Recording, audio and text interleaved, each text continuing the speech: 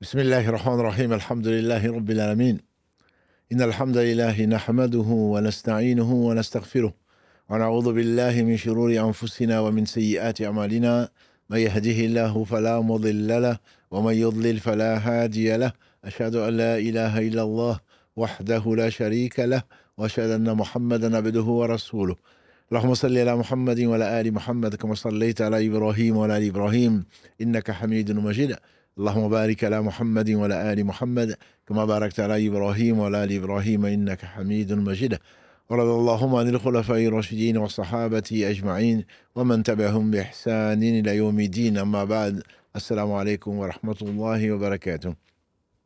Mes sœurs, mes frères, les louanges, les remerciements, les éloges ne sirent qu'au vivant qui ne meurt pas. Allah, le premier qui n'a pas de début, le dernier qui n'a pas de fin. L'apparent, le dominant sur toute chose, le subtil, le bien informé. Nous le louons donc. Nous revenons vers lui repentant. Nous lui demandons protection contre les conséquences de nos péchés et les tendances de l'âme. Celui qui Allah guide, nul ne saurait l'égarer. Celui qui est privé de sa guidée, nul ne saurait lui montrer le droit chemin. J'atteste donc qu'il est le seul digne d'adoration. J'atteste la véracité, de l'exemplarité, de la prophétie de Muhammad ibn Abdillah. Qu'Allah bénisse ce prophète, sa famille, ses compagnons. Tous ceux qui les auront suivis dans le droit chemin nous fassent l'honneur d'en faire partie. C'est de la vie donc de ce joyau de la prophétie, le meilleur des hommes que la terre a porté, l'homme que Allah a aimé le plus, et celui qui a été envoyé comme miséricorde pour les univers. C'est de lui donc dont on va parler, Inch'Allah, aujourd'hui, comme depuis 6 épisodes. Qu'Allah bénisse ce prophète donc, celui par qui Allah subhanahu wa ta'ala a ouvert les yeux à l'aveugle, il nous a fait sortir les ténèbres vers la lumière, il a guidé l'égaré, et il a fait miséricorde, subhanahu wa ta'ala, à qui il a voulu au travers donc des enseignements sages et bénéfiques qu'il a accordé à cet homme, Muhammad sallallahu alayhi wa sallam. Donc bienvenue dans ce jardin du paradis où on parle d'Allah. En parlant de son messager, on parle avant tout d'Allah, subhanahu wa ta'ala, et l'obéissance à Allah est liée à l'obéissance au messager, comme il les a associés, subhanahu wa ta'ala. Le messager n'est qu'un messager, et donc il porte le message, et Allah incombe le message au messager de transmettre et à nous de nous soumettre. Donc Allah subhanahu wa ta'ala a voulu éprouver cet homme par la révélation. Nous avons vu dans certains épisodes passés l'importance de la révélation. L'importance de la révélation. Parce que c'est par cette révélation que Allah a confirmé, corrigé et complété sa religion qui est l'islam. C'est par cette révélation qu'Allah subhanahu wa ta'ala a guidé les gens. Donc, et c'est pour cela qu'on comprend mieux, nous avions conclu, donc il y a 2 semaines, on comprend mieux pourquoi Allah nous a demandé pour lui rendre grâce, le remercier, de jeûner pendant un mois, qui est le mois pendant lequel Allah a révélé le Coran, je veux dire, c'est le mois de Ramadan. Et également, donc, on a vu la semaine dernière comment Allah subhanahu wa ta'ala a donné la mission de messager à cet homme qui n'était qu'un prophète. Les savants disent donc qu'il est devenu prophète, alayhi salatu wassalam, donc un lundi, quand il avait 40 ans, du mois de Ramadan, quand il a rencontré donc la révélation, qu'il a rencontré donc cette charge. Allah l'a choisi en disant Iqra bismi rabbika alladhi khalaq, khalaqa al-insana min alaq, Iqra wa rabbuka al-akram alladhi allama bil qalam, allama al-insana ma lam ya'lam, en accordant une place toute particulière à la science, en accordant la grandeur à lui seul, subhanahu wa ta'ala, qui est l'enseignant, le seul véritable savant, et nous rappeler à l'homme en particulier dans sa position de faiblesse qui doit l'amener à la reconnaissance, à l'humilité. Donc le prophète sallallahu alayhi wa sallam, on a vu qu'il était sorti effrayé et qu'il a été confirmé dans la mission par Waraqa bin Nawfal, qu'Allah l'agrée, un cousin du prophète sallallahu alayhi wa sallam, de notre mère Khadija, qu'Allah l'agrée, ainsi que tous les compagnons du prophète sallallahu alayhi wa sallam. Et donc, Waraqa bin Nawfal, qui est mort musulman, mais très peu après l'envoi du messager d'Allah sallallahu alayhi wa sallam, il dit « Oh, combien j'aurais été heureux si j'étais plus jeune », puisqu'on pense que la mort vient souvent avec l'âge, mais on meurt à tout âge. Mais néanmoins, si je pouvais te soutenir le jour où ton peuple va te faire sortir. Parce qu'ils vont me faire sortir, a-t-il interrogé, puisqu'il ne sait pas ce qu'il attendait. Il dit certainement, personne n'est venu avec ce dont Allah t'a honoré sans qu'il soit chassé par son peuple. En effet, on a vu donc les versets qu'Allah subhanahu wa ta'ala a rappelé à son prophète sallallahu alayhi wa sallam que c'était une sunna. Et notamment, on a vu donc la sourate Ibrahim, on a vu, et également ce qui a été fait, de la menace qui a été faite à Lot, qui a été obligé de partir, à Saleh, à Shuaïb. Tous ces prophètes, alayhi salatu wassalam, ont été contraints de quitter leur peuple, donc ce n'est pas une nouveauté, et ils s'attendaient donc dès le premier jour, il a appris plutôt dès le premier jour, à se préparer, ou en tout cas à attendre, c'est que le destin sage d'Allah subhanahu wa ta'ala avait prévu pour lui, bien entendu, qu'il le découvrait. Allah ne lui a montré que très peu par rapport à ce qu'il détient subhanahu wa ta'ala, puisqu'il sait tout. Le prophète alayhi salatu wassalam, donc, s'est réfugié auprès donc, de celle auprès de qui Allah subhanahu wa ta'ala lui a accordé beaucoup de biens. Je vais parler de son épouse Khadija, radiallahu ta'ala anha.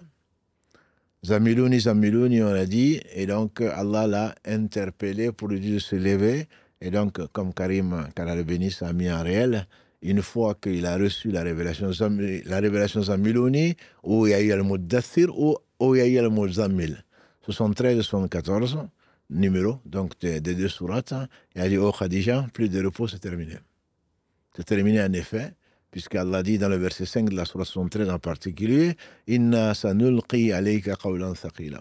On va certainement te révéler une parole lourde.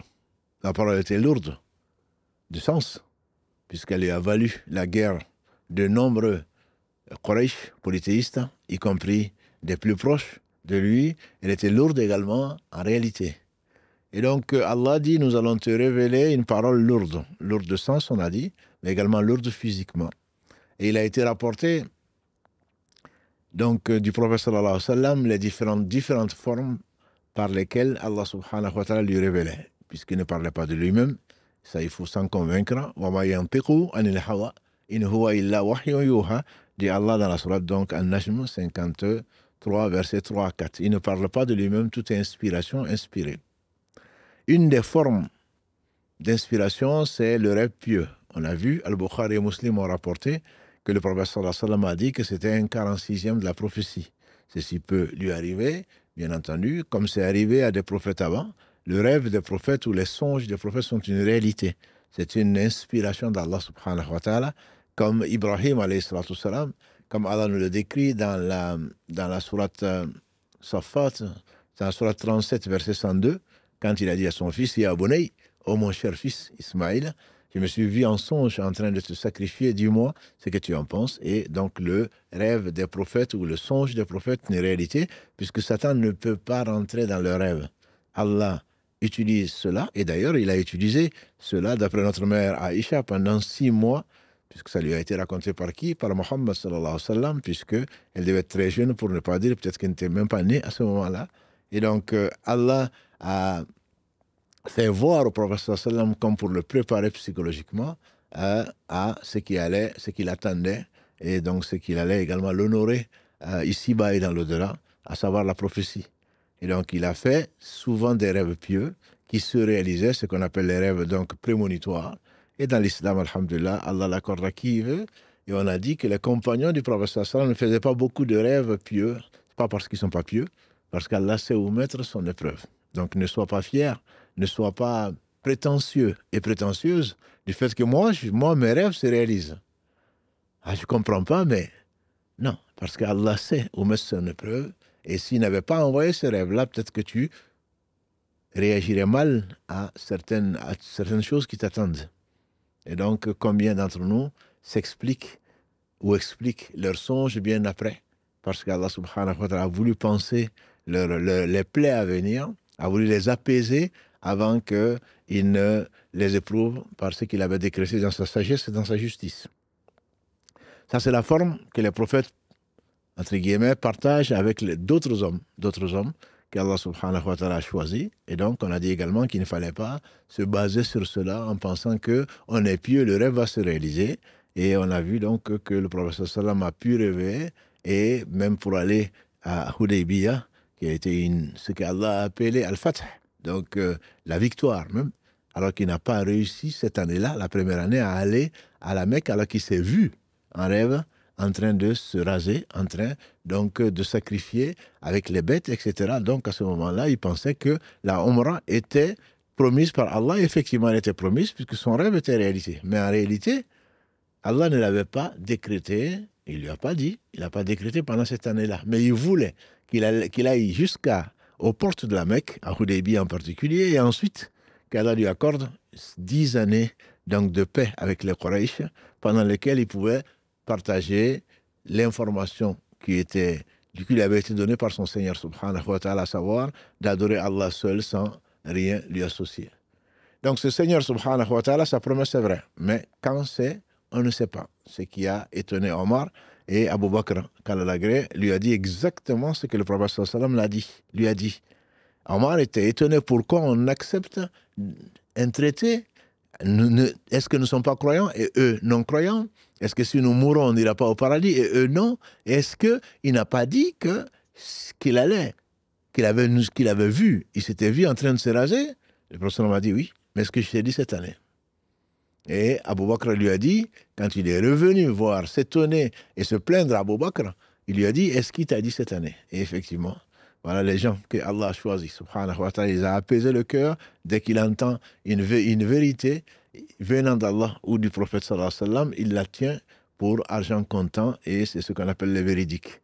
Donc ils sont cités dans le Coran juste après les prophètes alayhi wa sallam, qu'Allah nous donne l'acceptation de la vérité, après nous l'avoir fait voir. Et donc c'est la première forme de révélation. C'est la première forme de révélation. Un autre type de révélation, c'est que l'ange Gabriel alayhi salam vient, puisque c'est lui qui est le porteur de la révélation, il vient inspirer au prophète sallam ce qu'il lui inspire, sans qu'il le voie. Et notamment, il lui a dit, le prophète m'a dit, l'ange Gabriel m'a dit ceci et cela. Il ne l'a pas vu, ils ne l'ont pas vu non plus. Et donc Allah envoie l'ange Gabriel pour lui inspirer alors qu'il ne le voit pas et que, bien entendu, l'ange le voit. Et comme les djinns nous voient et que nous, on ne les voit pas, c'est facile à Allah subhanahu wa ta'ala. Ça, c'est une autre forme de révélation, mais ça, ce n'est pas le Coran. C'est un ordre d'Allah subhanahu wa ta'ala. C'est une façon donc Allah révèle à son messager sallallahu alayhi wa sallam.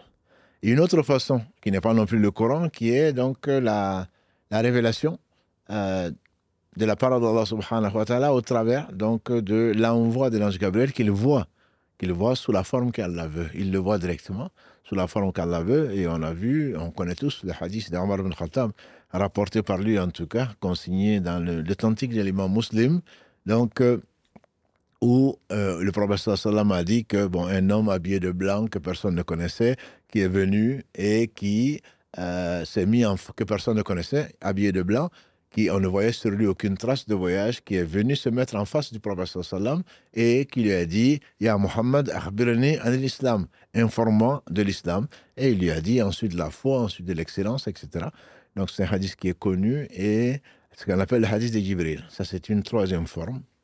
Une quatrième forme est la plus difficile et qui est du Coran, c'est quand il entendait, avec ses compagnons ou pas, ou même dans le lit, il a senti une lourdeur extrême et un tintement comme de cloche ou un bourdonnement d'abeilles. C'est la forme la plus difficile pour lui, comme il disait, et même si on était en hiver, il se mettait à suer. Et quand il restait figé, ses compagnons le couvraient. Ils le couvraient parce que il sentait donc la révélation descendre et après, il reprend ses esprits entre guillemets. Et à ce moment-là, il récitait donc ce qu'il avait reçu de la part d'Allah subhanahu wa ta'ala au travers de l'ange Gabriel. Et c'est ça la révélation que l'on trouve dans le Coran. Et c'est là où également parfois il avait du mal à supporter, entre guillemets, il se mettait à bouger en même temps pour ne pas oublier. Et on a vu donc dans la sourate Al-Qiyamah, Allah dit « La tuharrik bihi lisanaka li ta'ajjala bi » Donc ne bouge pas les lèvres pour précipiter la lecture, c'est nous qui allons te l'enseigner et ensuite on va te le faire comprendre.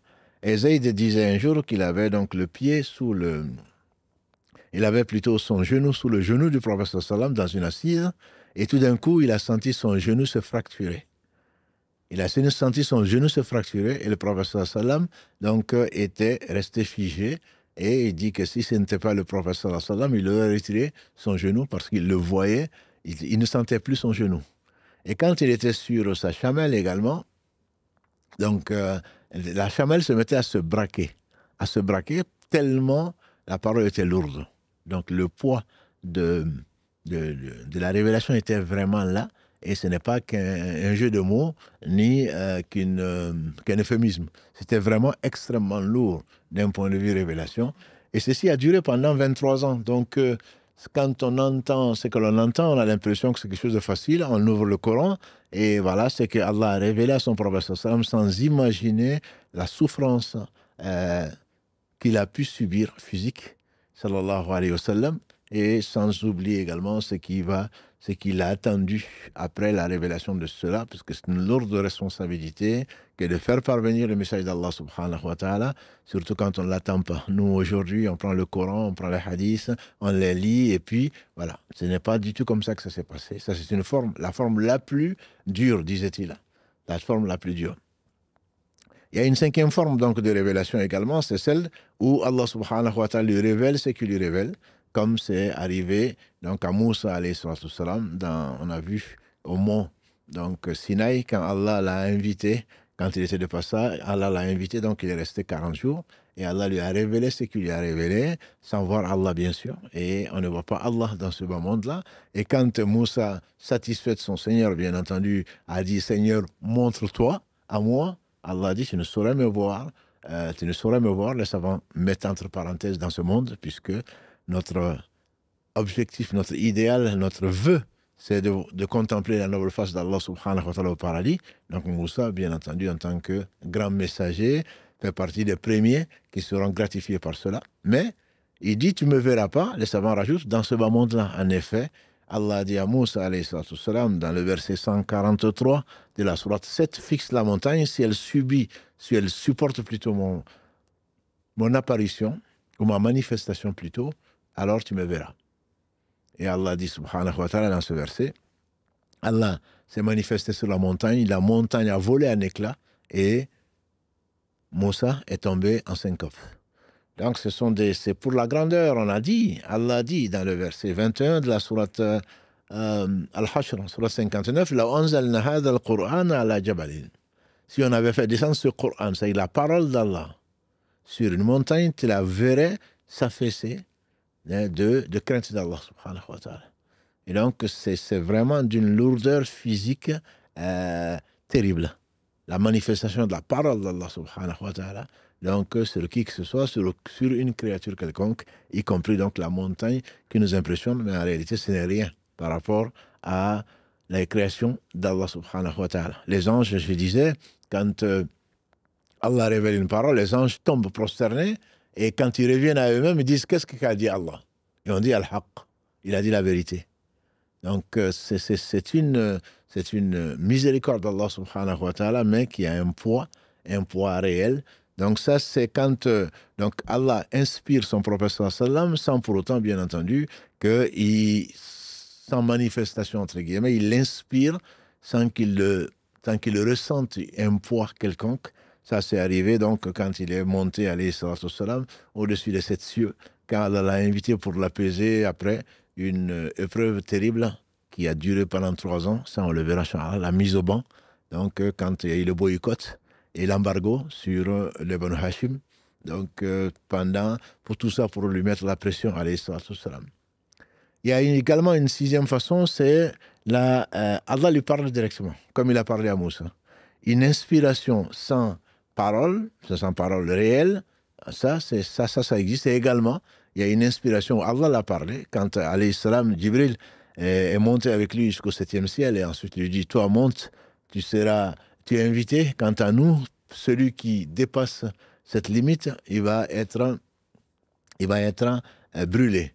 Donc personne ne peut dépasser. C'est pour cela que dans la sourate 53, Allah parle du paradis qui est situé à Sidrat al-Muntaha, c'est-à-dire le jujubier de la limite. Personne ne dépasse cette limite-là. Et pourtant, Allah en a fait donc une faveur, une distinction, une singularité, et il a accordé au prophète sallallahu alayhi wa sallam, comme il lui accordera une autre faveur, qui est la plus grandiose, qui est le fait de pouvoir lui demander une faveur à qui personne d'autre ne pourra prétendre. Donc c'est la shafa'a al-kubra, donc c'est l'intercession, la grande intercession que nous demandons Allah subhanahu wa ta'ala après avoir entendu chacun le muezzin en train d'appeler à la prière. Et donc là, Allah lui a parlé comme il a parlé à Moussa alayhi salam. Une septième façon également de révéler, c'est ce qu'Allah décrit dans la sourate 53, c'est de voir Jibril alayhi salam comme dans sa vraie nature. Jibril a pu prendre la forme qu'Allah lui a donnée, mais là, quand il a vu le prophète sallam suspendu entre le ciel et la terre, il a dit « Je l'ai vu » et il couvrait tout l'horizon. Là, il a vu 2 fois, comme Allah subhanahu wa ta'ala nous le dit dans le Coran. Donc, c'est vraiment une réalité. C'est une réalité, et qu'Allah le bénisse, on ne peut que l'aimer en sachant ce qu'il a supporté de la part de son Seigneur subhanahu wa ta'ala pour son bien. Bien sûr, je ne parle pas de son enfance, je ne parle pas de sa naissance, je ne parle pas de sa jeunesse, dont on a parlé, qui n'a pas été aussi rose que l'on peut imaginer aujourd'hui, en tout cas que les gens peuvent imaginer. Il a souffert, et Allah seul sait comme il a souffert, mais c'est Allah a voulu l'éduquer spécialement pour cette mission qui est unique. Donc la prophétie, et notamment la meilleure, donc le meilleur des prophètes, alayhi salatu wassalam. Donc ça, c'est l'aspect, ce sont ces 7 façons qui sont décrites par les savants par rapport à la révélation, par rapport au poids que ça représente, mais ça représente beaucoup plus que ça. Parce que la responsabilité, il n'y a pas pire injuste que celui qui déforme, qui ment sur Allah. Donc le fait qu'on prend ce que Allah subhanahu wa ta'ala a laissé, a conservé, qui est le Coran, donc que le faux n'atteint ni de devant ni de derrière, comme il l'affirme dans la sourate 41, Fussilat, verset 42, La ya'tihu al-batilu min bayni yadayhi wa la min khalfihi. Le faux ne l'atteint ni de devant ni de derrière. Donc ceci est une responsabilité énorme, avec laquelle les ignorants jouent. En réalité, il n'y a pas pire que celui qui ment sur Allah. Mentir sur son prophète également est un grand péché qui amène en enfer, comme l'a dit le prophète sallam. C'est un hadith même mutawatir, comme on l'appelle, c'est un hadith notoire. Donc, qui a été rapporté par des dizaines de compagnons du prophète sallam qui l'ont transmis aux générations jusqu'à nous. Celui qui ment sciemment sur moi, qu'il réserve sa place en enfer. Que dire alors de la parole d'Allah subhanahu wa ta'ala, donc que l'on doit ressortir exactement. Bien sûr, il peut y avoir des erreurs, mais on se doit de tout faire pour réciter le Coran comme il a été révélé. Le prophète, disons-nous, est devenu prophète, donc avec les premiers versets de la sourate 96, Al-Alaq.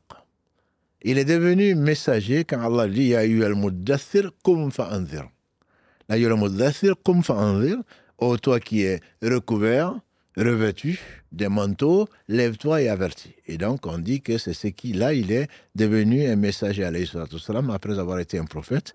Et les prophètes, il y en a eu beaucoup. On dit qu'il y a eu plus de 120 000 prophètes. À chaque peuple, Allah a envoyé au moins un prophète. Et les fils d'Israël en particulier ont eu cet honneur et cette charge d'avoir un prophète depuis Israël lui-même, donc, et ses fils, jusqu'à Jésus, qu'Allah bénisse tous les prophètes. Chaque fois qu'un prophète mourait, Allah désignait un autre prophète, donc jusqu'à Jésus, alayhi salatu wassalam, qui est le dernier prophète envoyé aux fils d'Israël. Donc le prophète, alayhi salatu wassalam, maintenant devenu prophète, est devenu messager. Allah lui révèle le verset 214 de la sourate 26. Ash-Shu'ara, ce sont les poètes. Allah dit, wa anzir, mets en garde. Mets en garde les gens qui sont les plus proches. Pendant 3 ans, disent les historiens, on a divisé la sira du prophète sallam, la biographie du prophète sallam en 2 parties. Celle qui a concerné sa vie, sa noble vie à la Mecque, et la dernière partie de sa vie à Médine. Donc 2 vies, la même vie bien sûr, mais avec des événements différents, et des événements marquants dont on parlera, Inch'Allah. Dans cette première partie de sa vie, donc de 40 à 43 ans, la première partie, on appelle ça la da'wa, la prédication secrète. On a vu que la première femme, sans conteste, la meilleure d'entre elles, notre mère Khadija, qui a été la première, donc qui a cru à son mari, et maintenant qui est devenu messager, et qui l'a consolé, qui l'a aidé par ses biens, par l'amour qu'elle lui a affecté, par son attention et son affection, et tout le reste, on a parlé d'Ali, et Kalalagré, on a parlé d'Abou Bakr, qui était donc le plus proche de lui parmi les hommes, de Zayd Haritha, qui était donc Zayd ibn Muhammad, que Allah subhanahu wa ta'ala donc a fait préférer l'esclavage plutôt que la liberté, parce qu'il a vu de cet homme, et Allah l'a très certainement euh, honoré par donc être l'un des premiers musulmans. On a vu également donc ce que Allah a voulu après, au travers d'Abu Bakr, au moins 5 des 10 compagnons du prophète sallam à qui il a annoncé la bonne nouvelle ont été donc gagnés à la foi, gagnés à l'islam au travers de la prédication d'Abu Bakr lui-même. Ainsi de suite, ça c'était la première garde. Ensuite, Allah subhanahu wa ta'ala a honoré qui l'a honoré parmi les gens, donc soit qui étaient des maoulas, qui avaient des rapports avec des tribus bien connues et sous leur protection, soit alors qui étaient des gens que les injustes ont mis en esclavage, donc ou qu'ils ont achetés pour servir donc d'esclaves, de travailleurs, de serviteurs. Et nous sommes tous serviteurs d'Allah subhanahu wa ta'ala, et parmi lesquels, on n'en a pas parlé la semaine dernière, aujourd'hui on en parlera Inch'Allah, qui sont donc Bilal, qu'on connaît, donc Al-Khabbab ibn Arrat, et il y en a d'autres Abu Dhar, qui sont des étrangers, donc qui viennent de la tribu des Rifar.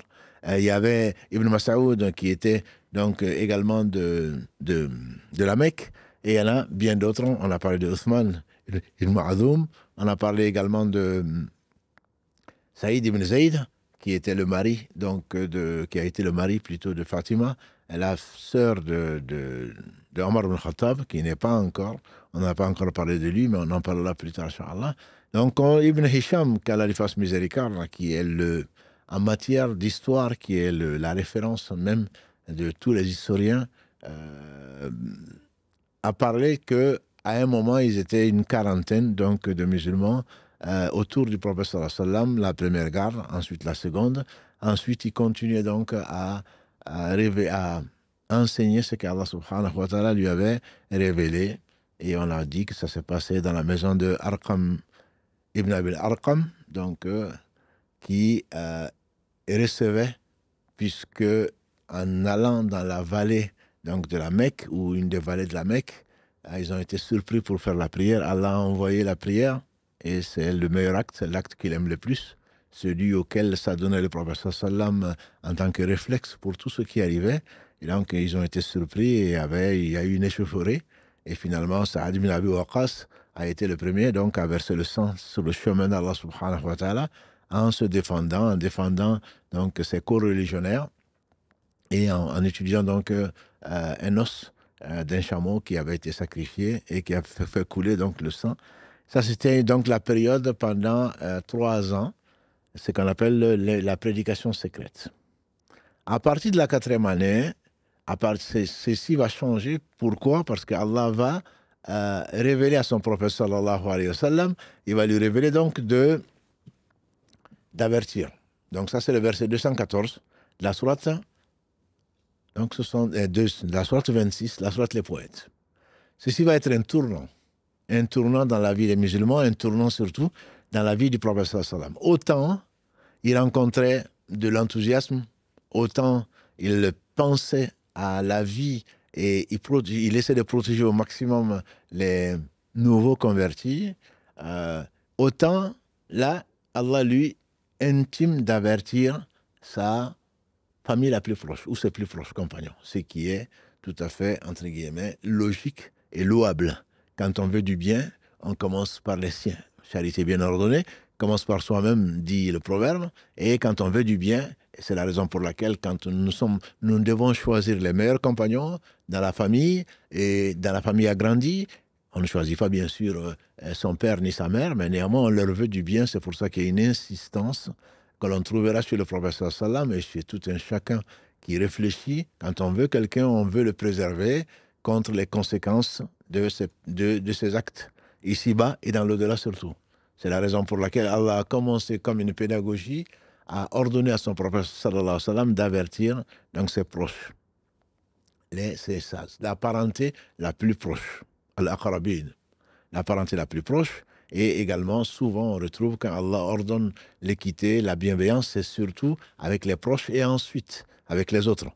Le prophète sallallahu alayhi wa sallam Bilal, quand Bilal est venu le voir en disant que les femmes voulaient lui parler, et finalement il était occupé, il dit c'est quelle femme? On dit c'est Zaynab, la femme de Ibn Mas'ud, radiallahu ta'ala anhuma, et qui posait la question, est-ce qu'elle pouvait donner une sadaqa à son mari Ibn Mas'ud, Abdallah Ibn Mas'ud, qui était pauvre.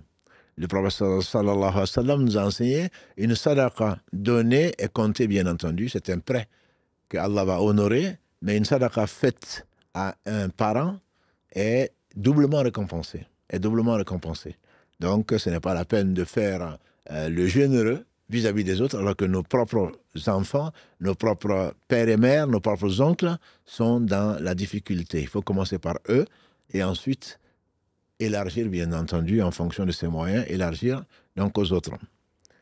Quand nous nous éduquons, quand Allah nous éduque, et Allah nous fait éduquer, ou Allah éduque les gens qui sont autour de nous, quand nous ordonnons le bien, quand nous interdisons le mal, défini par Allah subhanahu wa ta'ala et son messager, alayhi salatu wassalam, c'est par amour.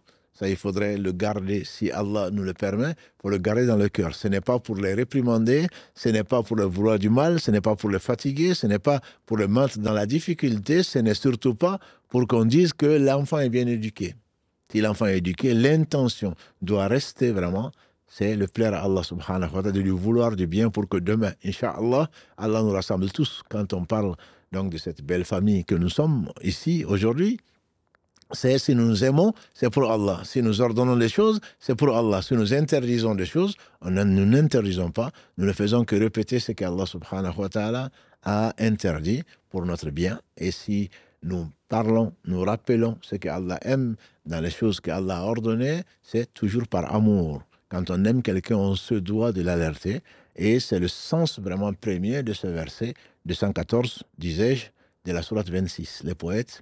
Et donc, le prophète sallam s'est alors adressé, on dit, il a commencé par sa famille, les Banu Hashim, et on rajoute parfois les Bani Mutaliq. Et donc, il les a appelés, on dit qu'il les a appelés à commencer par eux, il les a appelés Mutalib et les Banu Hashim. Les Banu Hashim, donc Hashim étant le grand-père, Abdel Muttalib, et cette descendance-là, et également les Banu Muttalib ne sont pas Abdel Muttalib. Abdel Muttalib donc était Hashim, mais on l'appelle Abdel Muttalib dans la mesure où il venait donc avec Hashim qui était son frère, derrière lui qu'il a été cherché, on a déjà parlé de cet épisode-là, c'était le frère donc de Hashim, mais les Banu Muttalib, c'est une branche assez proche des Hashim, de Banu Hashim plutôt, qui les a réunis, et dans l'histoire, on dit qu'il y avait une quarantaine d'hommes qui étaient réunis et que le prophète sallallahu alayhi wa sallam leur a dit, les a informés qu'Allah l'avait choisi comme prophète. Abu Talib, qui est son oncle et qui l'a défendu bec et ongle, a dit, nous te soutenons, nous croyons à ta parole, nous savons que tu es véridique, mais nous ne pouvons pas adhérer à ce que tu dis, nous restons dans l'héritage, entre guillemets, la religion de Abdel Muttalib, donc leur père, le père d'Abdallah, son père, le père donc de également Abbas, le père de Abu Lahab, etc. Donc nous restons dans notre religion, mais nous te soutenons. Ce qui n'a pas été l'avis d'Abu Lahab. Ce n'a pas été l'avis d'Abu Lahab, qu'Allah subhanahu wa ta'ala avait décrété qu'il serait un homme de l'enfer. C'était peut-être le plus acharné, ou l'un des plus acharnés, ennemi de son neveu Mohammed sallallahu alayhi wa sallam. Et l'histoire nous dit qu'il les a rappelés à nouveau, enfin qu'il a fait une autre réunion avec les Banu Hashim et donc leurs proches, et que la réponse est de Abu Lahab en particulier en disant Abu Talib ne le soutient pas parce que tu vas t'attirer l'animosité de tous les Arabes et de le Quraysh en particulier. Donc tu fais un mauvais choix que d'encourager ton neveu à la prétention qui est la sienne, à savoir qu'il est prophète de Dieu. Et qu'est-ce qu'il a dit à ses proches? Que Allah seul mérite l'adoration, qu'il y a un jour du jugement dernier, en fait le dogme de l'islam qu'on verra, Inch'Allah, et que nous connaissons tous, et c'est ce qui ne pouvait pas aller plutôt qui était inconciliable avec les habitudes des polythéistes, donc notamment ceux qui étaient à la Mecque. Une fois qu'il a averti ses plus proches, et la société mécoise était composée notamment de Quraysh, qui étaient tous plus ou moins des parents, il est monté un jour à Safa. Safa est connu de tous ceux qui ont visité donc la Mecque, la Kaaba en particulier. C'est juste à quelques pas donc de la maison bénie qu'Allah subhanahu wa ta'ala a choisi parmi toutes les maisons, qui a été construite par Ibrahim alayhi salam, comme on en a parlé. À Safa, donc, c'est l'un des deux monts sur lequel Hajar, la mère d'Ismaïl, était montée pour chercher de l'aide, et elle n'a vu personne. Allah l'a décrété ainsi, jusqu'à ce qu'elle ait fait 7 fois ce tour-là, qui est donc un des rites et un pilier de la Umrah comme du Hajj. Il est monté sur Safa. Sabahakum, votre jour vient de se lever, ou Masaakum, mais c'est là, on parle de Sabahakum, voici donc un jour levé, et c'était une façon pour les Arabes donc d'interpeller les gens. Les gens sont venus. Il y avait donc une assemblée improvisée. Les gens se sont approchés, ceux qui étaient autour de la Kaaba, puisque la Kaaba était un lieu très fréquenté, un lieu sacré, un lieu respecté. Donc quand il a élevé la voix comme ça, les gens ont été vers lui, surtout qu'il était connu, Mohammed sallallahu alayhi wa sallam, pour être donc Mohammed Amin, comme on l'a vu, quand Allah l'a honoré avant sa prophétie, donc de mettre la pierre noire à la place qui est la sienne. Il leur a dit, est-ce que si je vous disais qu'une armée était dans cette vallée et qui se cachait dans cette vallée prête à vous envahir, est-ce que vous allez me croire? Ils ont dit, bien sûr, comment te croire? Et dans une version, tu n'as dit que la vérité. Il dit, alors je vous mets en garde contre un châtiment douloureux. Et sur ces entrefaits, Abu Lahab, ennemi de Dieu, ennemi de lui-même, n'a pas trouvé autre chose à dire que Tabbat Yadak. Donc, qui est le titre de la sourate 111, le premier verset, Tabbat Yada Abi Lahabin wa Tab. Dans une version donc, de Ibn Abbas, radiallahu ta'ala anhuma, quand il est monté sur le mont As-Safa, le prophète sallallahu alayhi wa sallam a dit, ô Safiya, bint Abdel Muttalib, ô Fatima, bint Muhammad, ô vous les Quraysh, ou vous les Banu Ka'b. Donc, Banu Ka'b, il a cité donc un certain nombre de tribus en disant, donc, ensuite, que je vous mets en garde. Je ne pourrai rien pour vous plutôt, au jour du jugement dernier, mais la parenté nous unit, et donc celle-là, je vais la respecter. Mais je ne pourrai pour sauver votre peau, entre guillemets. Préservez-vous du feu. Préservez-vous du feu, et c'est sur ces donc, paroles que Abu Lahab a réagi. Dans un autre hadith rapporté par Abu Huraira, le hadith d'Ibn Abbas était rapporté par les deux, Al-Bukhari et Muslim. Dans un hadith rapporté par Abu Huraira, c'est à peu près les mêmes termes, rapportés par l'imam Muslim, de même qui a rapporté également le hadith d'Aïcha, à qui on a pu le raconter, puisqu'elle n'était pas présente.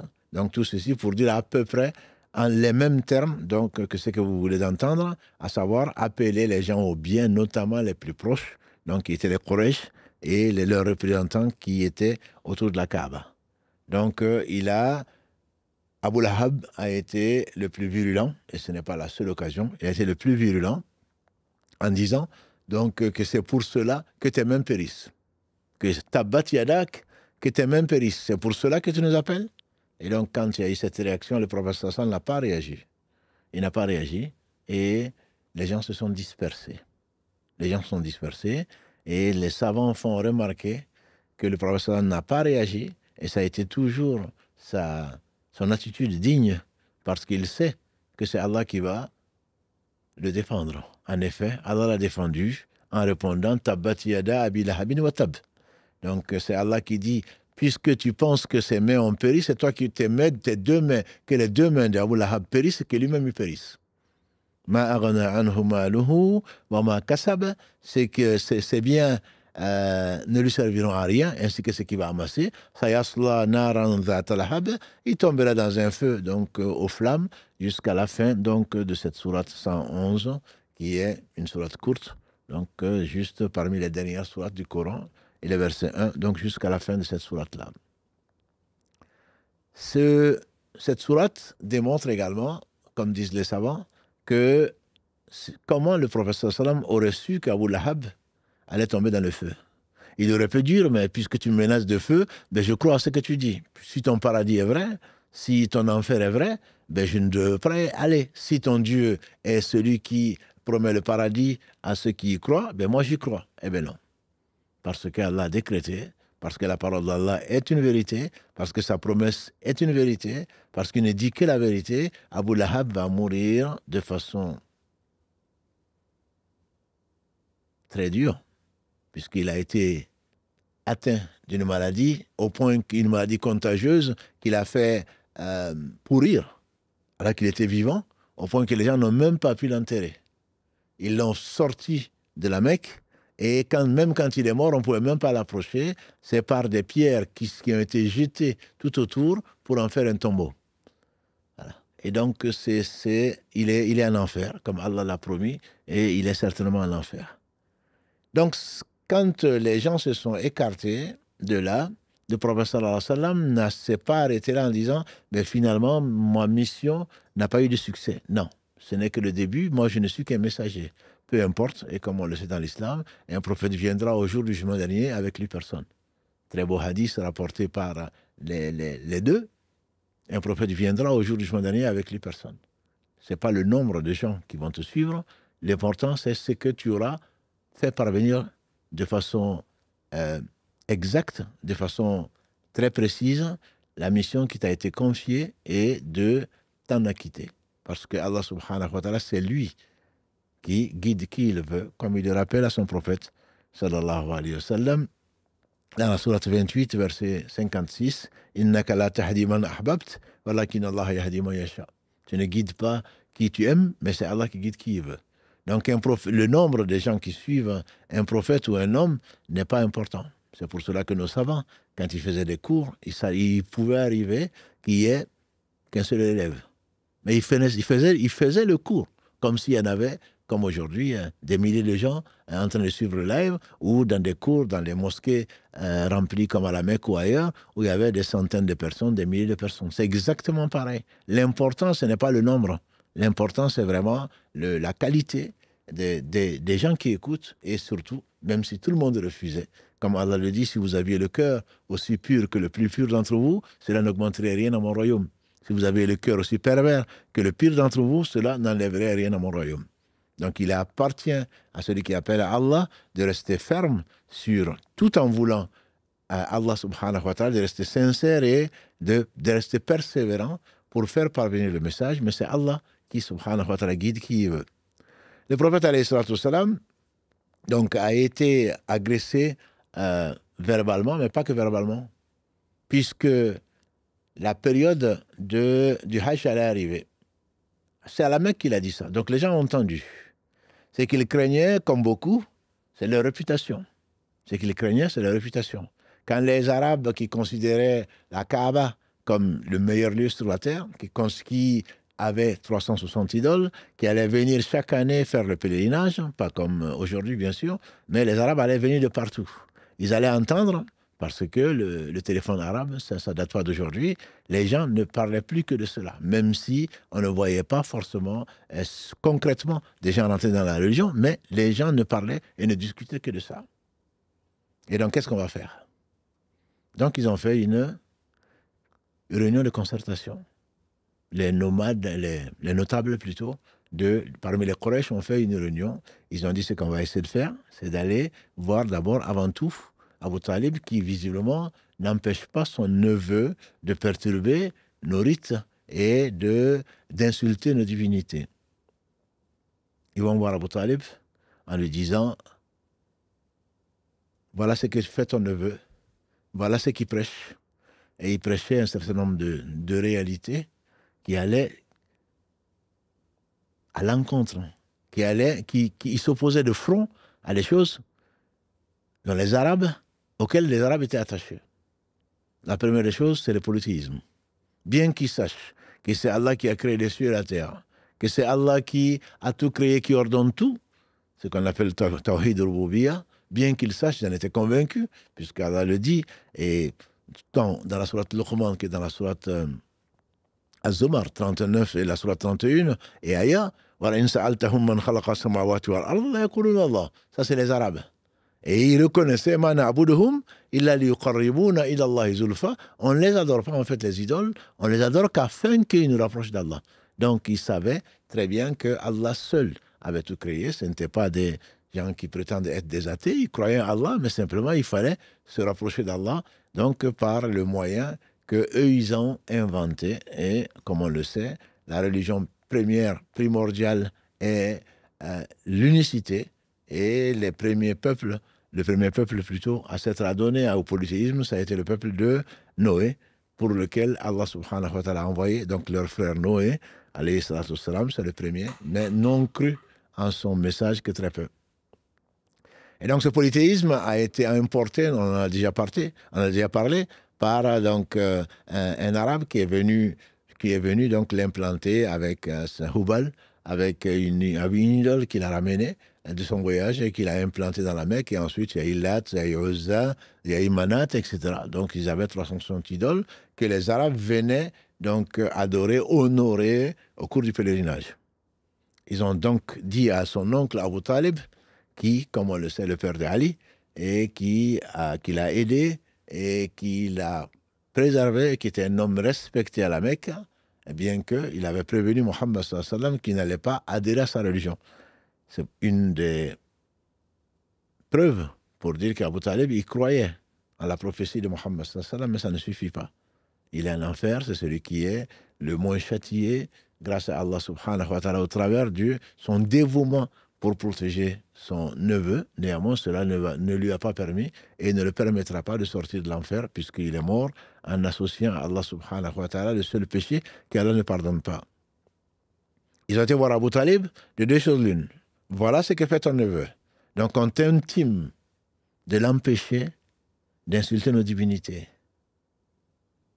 On t'intime de l'arrêter dans ce qu'il fait, dans ce qu'il dit. Ou alors, tu nous permets, tu dégages entre guillemets ta responsabilité, tu nous permets donc de nous venger nous-mêmes de lui. Ils ont été jusqu'à proposer à un enfant de Al-Walid ibn Mughira à sa place. On te donne celui-là si tu veux, qui va te servir, qui pourra être ton enfant, et nous, tu nous laisses Mohammed sallallahu alayhi wa sallam. Il a dit quel mauvais commerce vous me proposez. Vous me proposez de m'occuper de votre enfant et de laisser ou de donner ou de vous donner libre cours pour tuer donc le mien, c'est-à-dire Mohammed ibn Abdillah, donc qui est mon neveu, donc que je considère comme mon enfant. Comme ils ont vu que cela a échoué et que Abu Talib continue à soutenir Mohammed sallallahu alayhi wa sallam sans pour autant adhérer à sa religion, ils ont fait une assemblée générale. C'est comme ça qu'on dirait aujourd'hui. Une assemblée générale, et ils ont nommé un certain nombre de notables. On dit qu'il y en avait 25 dans le conseil d'administration, entre guillemets. Ils devaient réfléchir pour contrer donc cette prédication. Et puisque, à la veille, il faut anticiper, parce que les Arabes vont venir de partout, qu'est-ce qu'on va leur dire? Alors, ils ont commencé à discuter. Et leur chef, celui qui était le plus respecté à l'époque, donc c'était Walid ibn Mughira, qui était respecté à l'époque. Et donc, ils ont dit, il faut qu'on ait le même discours. Contre lui, il faut qu'on ait le même discours. Si l'un va dire qu'il est ceci, l'autre va dire qu'il est cela, alors les étrangers ne vont pas nous croire. Alors, il faudrait qu'on dise la même chose. Et effectivement, ils vont discuter, ils vont dire c'est un fou. On pourra dire qu'il est fou. Et Al-Walid ibn Mughira dit non, il n'est pas fou. Le fou est connu, il est très respectueux, il n'a pas de manifestation, entre guillemets, de violence, ni de colère, ni quoi que ce soit, au contraire. Il est très posé. Si on dit qu'il est fou, les gens qui vont discuter avec lui ne vont pas reconnaître ça. Ils lui ont dit alors, on va dire qu'il est devin. Il dit non, les devins ont des ont des particularités, notamment ils regardent soit dans les mains, soit ils ont une inspiration et ils disent ce qui va arriver à la personne, etc. Ce n'est pas le cas. Ils ont dit alors on va dire que c'est un poète. Il a dit non, ce n'est pas un poète. Nous connaissons différents types de poésie et ce qu'il récite n'a rien à voir avec tout ça. Ils ont dit, il a dit, moi en l'écoutant, je dirais plutôt que c'est un sorcier. C'est un sorcier qui arrive au travers de sa parole à séparer l'homme de la femme, l'homme du père, de la mère, de son frère, et séparer les familles. En effet, celui qui avait embrassé cette religion la tenait, mordicus on dirait, la tenait vraiment plus chère pour lui que toute autre chose. Au point que certains sont séparés de leur mère, certains sont séparés de leur père, à cause donc de la religion, pas bien sûr pour Mohammed, parce qu'ils croyaient à ce qu'il avait apporté, ils avaient trouvé là, grâce à Allah subhanahu wa ta'ala, la vérité elle-même, puisque ce qu'il disait ne pouvait pas venir ni d'un poète, ni de quoi que ce soit, comme on a dit. Donc ils ne savaient ni lire ni écrire, comme Allah subhanahu wa ta'ala nous l'a affirmé donc dans la sourate 29 dont on a parlé, verset 48. Allah affirme qu'il ne savait ni lire ni écrire. Donc ce qu'il disait ne venait pas d'ailleurs. D'ailleurs, un homme était venu le trouver et il était réputé pour être un médecin. Et on lui a dit, on a un malade ici, quelqu'un qui est fou. Et si tu pouvais nous rendre service en le soignant. Il a été le voir, il a dit, j'ai appris que tu étais malade, que tu étais fou. Comme je suis un médecin, il se peut que Allah te guérisse au travers de moi. Et le prophète sallam ne s'est pas fâché. On l'a calomnié, on l'a traité de tous les noms. Ça, c'est la guerre psychologique. Elle fut intense. Il ne s'est pas fâché. Il a dit alors écoute-moi. Écoute-moi, et on lui a dit, il a commencé, c'est qu'aujourd'hui, qui nous paraît anodin, surtout quand on fait le prône, le prêche, etc. Il a dit, Inna alhamdulillahi nahmaduhu wa nasta'inuhu wa nastaghfiruh. ونعوذ بالله من شرور أنفسنا ومن سيئات أعمالنا من يهده الله فهو المهتد ومن يضلل فلن تجد له وليا مرشدا jusqu'à la fin أشهد أن لا إله إلا الله وحده لا شريك له وأشهد أن محمدا عبده ورسوله. On dit que l'homme a été transformé. Il a dit mais d'où tu tires ça? Il dit mais ce que je viens d'écouter je n'ai jamais entendu et il ne pourra pas venir d'ailleurs. Et il a embrassé l'islam. C'était des gens simples, au cœur ouvert, qui cherchaient la vérité et que la vérité n'échappait pas, ne leur échappait pas. C'était un discours aussi simple que ça. Aujourd'hui, on ne peut pas l'imaginer. Le bédouin qui vient le voir et qui dit « Ya Mohammed, il paraît que je viens de la part de mon peuple. Il paraît que tu prétends quelque chose. » Il dit « Oui, qui tu es ?» Il dit « Je suis un prophète. » Qu'est-ce qu'un prophète? Un prophète, c'est Allah qui m'a envoyé. Et avec quoi? Et qu'est-ce qu'il t'a ordonné? Et il détaillait les piliers et le bédouin jurait par celui qui a créé les cieux et la terre qu'il ne ferait pas plus que ça. Il attestait de la foi. C'était des gens simples, au cœur ouvert. Et alors aujourd'hui, on a lu des tonnes et des tonnes de livres et on n'est quand même toujours pas convaincu parce que la foi, elle est bien dans le cœur et non sur la langue. Et ce n'est pas non plus l'intellect donc, qui dicte la foi. C'est un don et un cadeau d'Allah subhanahu wa ta'ala. Le prophète alayhi salatu wassalam donc continuait à faire cette da'wah-là et on dit qu'il est, donc on l'a calomnié. On dit qu'il était fou, on dit qu'il était devin, on dit qu'il était un poète, on dit qu'il était... Et donc ils sont attaqués à plusieurs choses. D'abord au dogme, en disant qu'on ne va quand même pas réduire toutes les divinités. On en a 360 pour atteindre Dieu, vous n'allez quand même pas toutes les... Tu vas quand même pas nous dire qu'il n'y a qu'un seul Dieu. Et d'abandonner nos idoles. Ça, c'est impossible. Donc ça, c'est leur première cible. Et c'est ce qui fait le malheur de beaucoup d'hommes aujourd'hui et de femmes. Le fait qu'ils n'adorent pas. Ils croient en Dieu, ils disent en tout cas croire, mais pas en adorant Dieu tout seul. Ils se croient obligés de passer par des intermédiaires. Et c'est le cas de beaucoup d'entre nous, dans beaucoup de pays, chez beaucoup de musulmans, et notamment en s'accrochant au passé, en croyant aux aux ancêtres et à leur dogme et à leur culture. Je dirais que c'est le premier obstacle et c'est ce qui a été l'objectif premier des polythéistes pour attaquer la prédication de Mohammed sallallahu alayhi wa sallam. À savoir que tu vas quand même pas dire que nos ancêtres étaient dans le faux. Combien d'entre nous ont déjà entendu ça? Nos coutumes sont bonnes. Ou alors, si tu rejettes ça, ça veut dire que tu veux dire que nos ancêtres sont en enfer, tu veux dire qu'ils sont tous faux, et toi, tu serais le seul à dire vrai. Combien de gens de la Sunna, aujourd'hui, entendent ça? De par le monde, du village jusque dans la ville, quand tu dis quelque chose, mais c'est nouveau, ça. Ah, c'est une ajib. C'est une chose extraordinaire. Une chose, rassembler toutes les divinités, n'en faire qu'un, non, ne pas passer par le marabout, ne pas passer par le charlatan, ne pas passer par ceci et atteindre directement Dieu. Non, Dieu est trop élevé pour qu'on l'atteigne directement, donc il faut bien passer par des saints, par ceci et cela, alors que justement, il est si élevé que personne ne peut l'atteindre, c'est lui qui élève qui il veut, et Allah a élevé les croyants en général sans passer par qui que ce soit.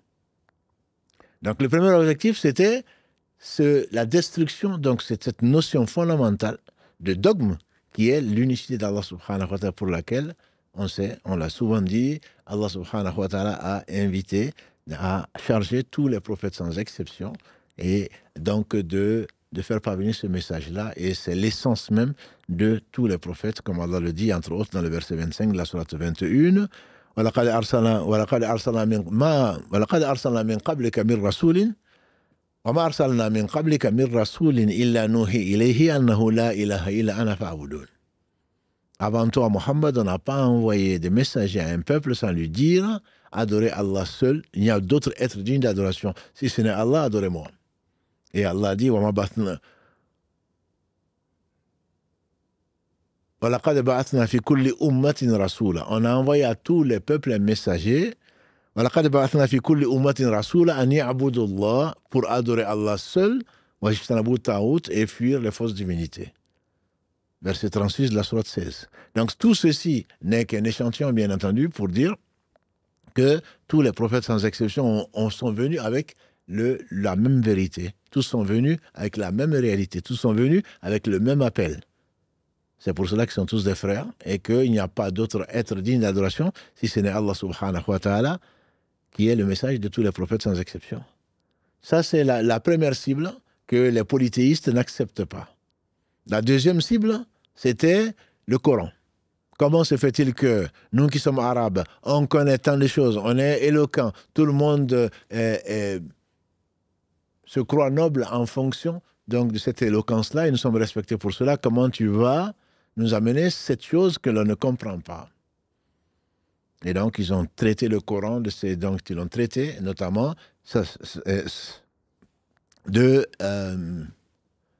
d'histoire, de sornettes même, je dirais, d'anciennes légendes, Asatirul Awwalin. On le trouve dans plusieurs versets du Coran. Et Allah subhanahu wa ta'ala a voulu donc leur lancer le défi, comme il le fait dans le Coran, lancer le défi d'amener un Coran comme celui-là s'ils pensent que Am yaquluna iftara. Ils disent qu'il a inventé ce Coran. Donc il amène donc un Coran pareil, notamment dans la sourate 17, verset 88, si vraiment ils sont sincères. Ils amènent un Coran pareil, puisque pour eux, c'est quelque chose qui est inventé, qu'ils amènent. Bien sûr, ils n'ont pas pu relever le défi, et personne ne relèvera ce défi-là.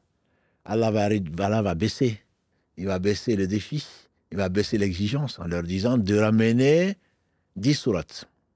10 sourates dans la sourate 11, Allah subhanahu wa ta'ala, donc, qui est la sourate Hud, Allah les met en garde, et puis les met au défi plutôt d'apporter 10 sourates.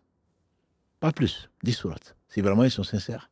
Si vraiment ils pensent que cela vient de Mohammed alayhi salam, qu'ils apportent 10 sourates, et bien entendu, ils n'ont pas été capables, versets 13 et 14, ils n'ont pas été capables donc d'apporter quoi que ce soit. Et ensuite, Allah va leur dire, puisque vous ne pouvez pas le faire, rapportez une seule sourate.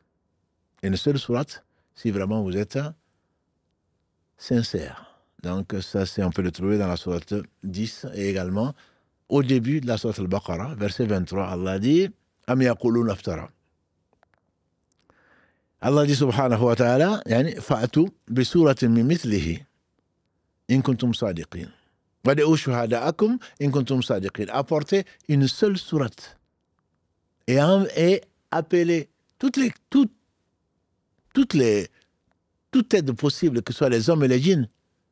Wad'u shuhada'akum, ceux qui sont vos témoins et vos associés entre ceux que vous associez à Allah, si vous êtes véridiques. Et ils ne pourront pas. Si vous n'y arrivez pas, et vous n'y arriverez jamais, et donc, attendez-vous à un feu donc, qui vous est réservé. Ça, c'est dès le début donc, de la sourate al-Baqarah. Allah parle d'un Coran seul. Allah leur demande d'amener un Coran de 10 sourates, une seule sourate, et bien sûr, ils n'ont pas pu et ils ne pourront jamais. Vous n'y pourrez jamais.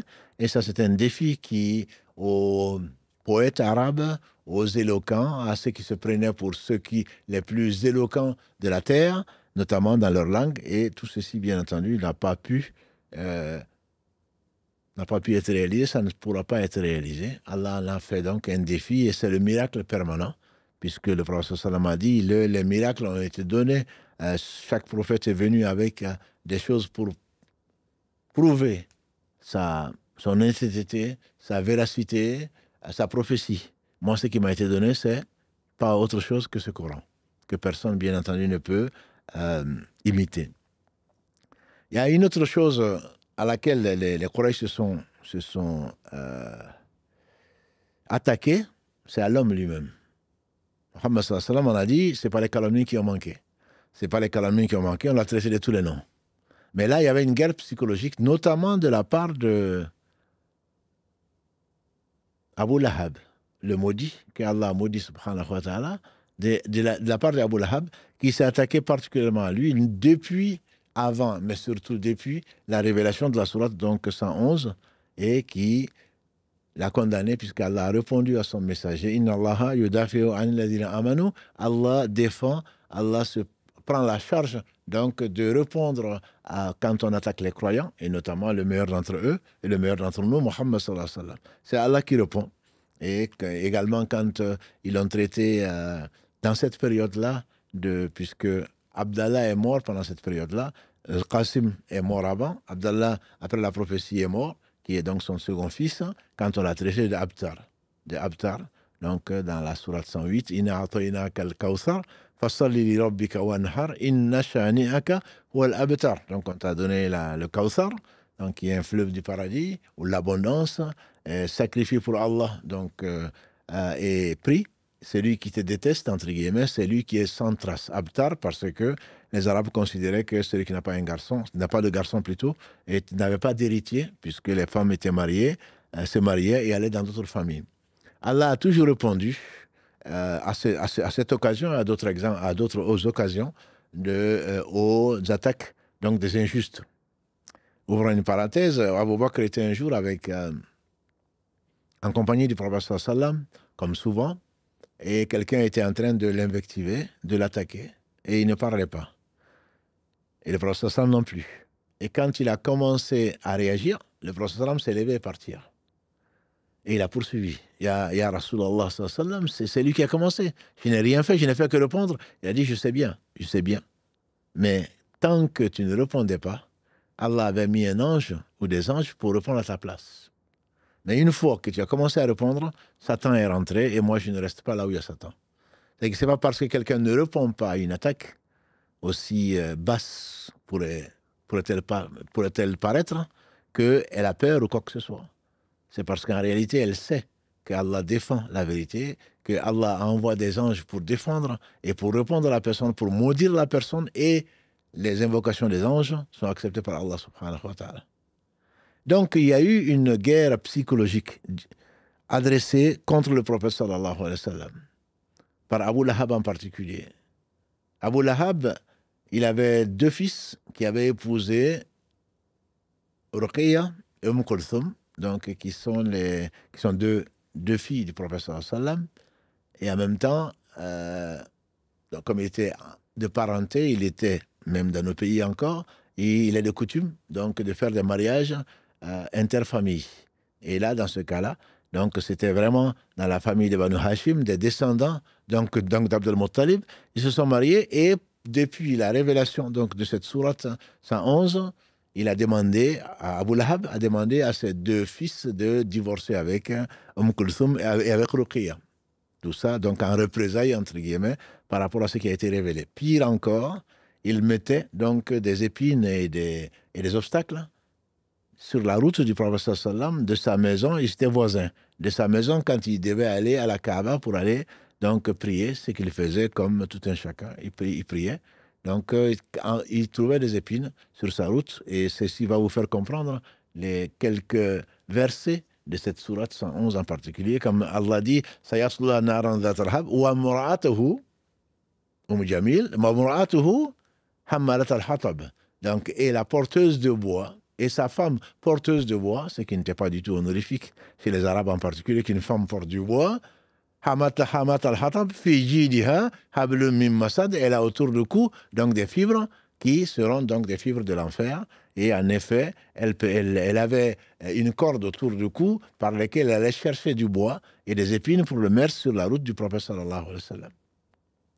Cette guerre psychologique a continué, mais ça n'a pas été qu'une guerre psychologique. Tout ceci, il n'a pas menti, il n'a pas volé, il a toujours été un homme droit. Malgré cela, les calomnies n'ont pas manqué, puisque ceci n'a pas suffi à le dissuader, parce qu'il sait ce qu'il avait. Ils ont été le trouver autour de la Kaaba, et finalement, ils ont voulu négocier. Ils ont voulu négocier, c'est ce qu'on dit, Abu Jahl, le pharaon de cette communauté, Abu Jahl qui s'appelait donc Abul Hakam, c'est-à-dire le père de la sagesse. Le prophète sallam l'a fait appeler Abu Jahl, le père de l'ignorance. Et tout le monde le connaît aujourd'hui, alhamdulillah, comme père de l'ignorance. Et quelques délégués ont été le trouver pour lui proposer, puisque tu prétends que tu es dans la vérité, qu'il n'y a qu'un seul Dieu et que nos divinités ne représentent pas grand-chose, et on va te proposer un marché. Si vraiment ton dogme est le bon, ben, on va adorer ton Dieu pendant 1 an. Et tu adoreras nos divinités l'année suivante. Comme ça, si nous avons raison, et c'est notre conviction, tu seras sauvé. Et si c'est toi qui as raison, c'est qu'on en doute, au moins on pourra en profiter. Et on dit que c'est à propos de cette proposition que Allah aurait révélé, donc les versets de la sourate 109, Al-Kafirun, Qul ya ayyuhal kafirun, la a'budu ma ta'budun, wa la antum a'abiduna ma a'bud. Dis-leur, oh vous les négateurs, vous les mécréants, je n'adore pas ce que vous adorez, vous n'adorez pas ce que j'adore, je ne suis pas à adorer ce que vous adorez, vous n'allez pas non plus adorer ce que j'adore, lakum dinukum waliya din, à vous votre religion et à moi la mienne. Et donc on dit que ça c'était le divorce complet et sans retour. Sans retour, par rapport à la proposition donc, du dogme, et comme le disent les savants, effectivement, le dogme appartenant à Allah, la révélation venant d'Allah subhanahu wa ta'ala, tu n'as pas à cacher la vérité, tu n'as pas à négocier ce qui ne t'appartient pas, ce qui paraît tout à fait légitime et tout à fait juste. Mais ça ce n'était que des guerres, c'était que dans une stratégie de guerre psychologique. Mais même d'un point de vue physique, et je m'arrêterai sur ça, parce que je vois qu'il est déjà assez tard, même d'un point de vue physique, le prophète sallallahu alayhi wa sallam, comme il a dit dans ce qui a été rapporté, de façon authentique, personne n'a subi autant d'attaques physiques, même avant qu'il s'attaque à ses compagnons, ce qu'on ne pourra pas voir aujourd'hui, malheureusement, que lui. Il a été persécuté. Persécuté au point qu'on l'a même empêché de prier à la Kaaba. Abu Jahl, sur lui ce qu'il mérite,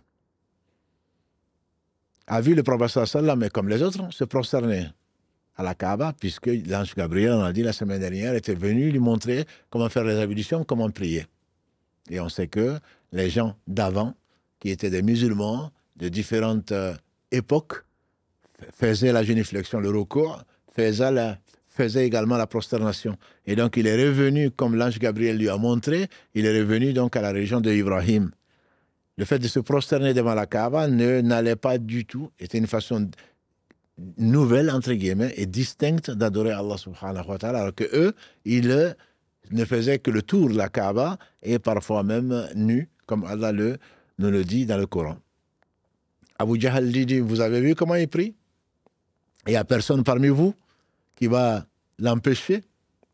Je jure par leur force divinité que si je le vois prosterné, je vais l'écraser. Et effectivement, le prophète sallam continue à prier. Et quand il s'est précipité pour l'attaquer physiquement, on l'a vu s'arrêter. On l'a vu s'arrêter et reculer. On dit, mais qu'est-ce qui est arrivé? Il dit, j'ai vu un fossé de feu et des êtres bizarres avec des ailes. Et quand on a dit ça au prophète sallam, il a dit que c'est Allah subhanahu wa ta'ala qui a envoyé. Donc, s'il s'était avancé encore, il aurait déchiqueté. Et c'est ce récit que l'on trouve dans la sourate 96, qui est la première sourate, où Allah subhanahu wa ta'ala dit « Ara'ayta alladhi yanha abadan idha salla » Ne vois-tu pas, vois-tu plutôt, celui qui empêche les gens, un serviteur, un homme, alors que abadan, un serviteur, qui est en train de prier. Et jusqu'à la fin,